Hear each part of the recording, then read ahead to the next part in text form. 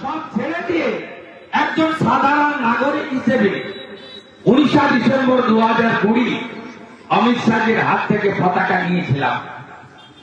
আপনি যাকে ক্যান্ডিডেট করেছেন তিনি এখনো বয়ালের পদ্মফুলের গ্রাম পঞ্চায়েতের মেম্বার।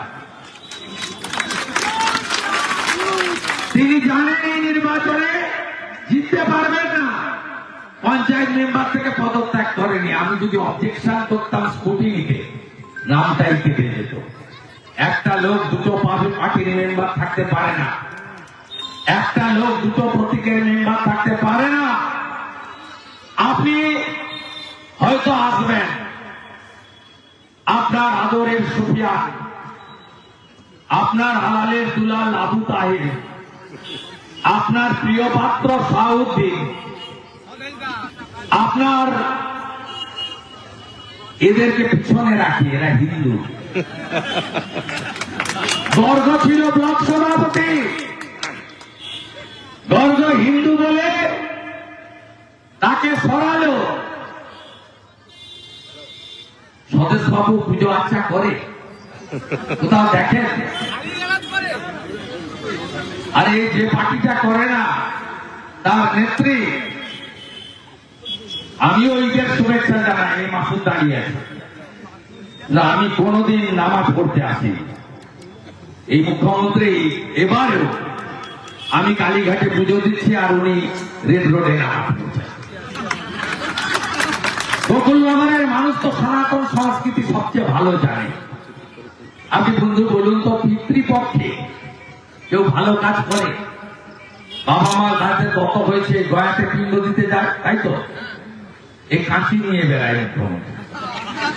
হিন্দু ধর্মকে গঙ্গা ধর্ম বলে, মহাকুম্ভকে মৃত্যুকুম্ভ বলে, রাম মন্দির উদ্বোধনের দিন মিছিল করে, রাম মন্দির মানি না, মানছি না।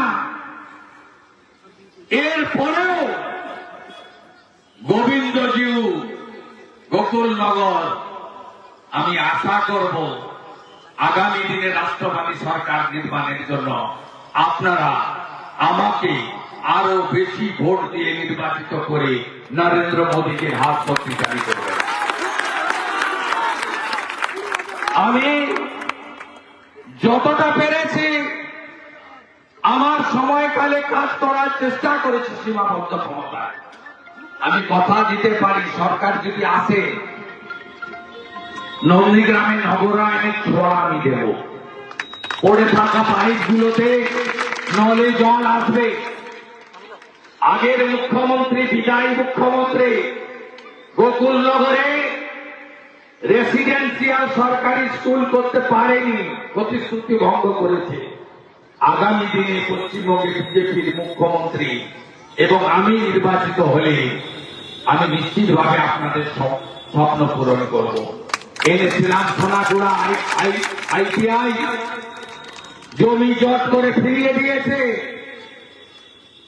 বিজেপির সংকল্পপত্রে দেখবেন হলদিয়া নন্দীগ্রামকে জোড়ার কথা বলেছে অমিত শাহজি সংকল্পপত্রে। আমরা মমতা ব্যানার্জির মতো মিথ্যা কথা বলি না।